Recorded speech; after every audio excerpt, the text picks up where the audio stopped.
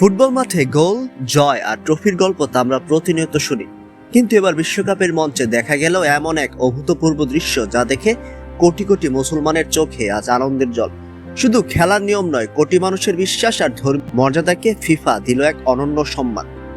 আপনারা কি জানেন, চলতি বিশ্বকাপে সৌদি আরব ও ইরাকের জাতীয় পতাকা ম্যাচ শুরুর আগে প্রথাগত নিয়মে মাঠ বা ঘাসের উপর রাখা হয়নি? কিন্তু কেন? কারণ সৌদি আরবের পতাকায় খোদাই করা আছে ইসলামের পবিত্র কালিমা, যা প্রতিটি মুসলমানের ইমানের ঘোষণা। আর ইরাকের পতাকায় জ্বলজ্বল করছে পবিত্র বাণী আল্লাহু আকবার। এই পবিত্র শব্দগুলোর মর্যাদা রক্ষায় ফিফা নিয়েছে এক ব্যতিক্রমধর্মী সিদ্ধান্ত। মাঠে প্রবেশ থেকে শুরু করে বের হওয়া পর্যন্ত ভলান্টিয়াররা পুরো সময় পতাকা দুটিকে উঁচুতে ধরে রেখেছিলেন, যেন এক মুহূর্তের জন্য তা মাটি স্পর্শ না করে। ফুটবল ইতিহাসে এমন সংবেদনশীল দৃশ্য সত্যি বিরল, যেখানে কোটি মানুষের চোখ, সেখানে ফিফার এই পদক্ষেপ শুধু একটি সিদ্ধান্ত নয়, বরং বিশ্বজুড়ে শ্রদ্ধা, সহনশীলতা আর মানবিকতার এক শক্তিশালী বার্তা। এই দৃশ্য প্রমাণ করে খেলাধুলার চেয়েও মানুষের বিশ্বাস আর ধর্মীয় অনুভূতির স্থান অনেক উপরে।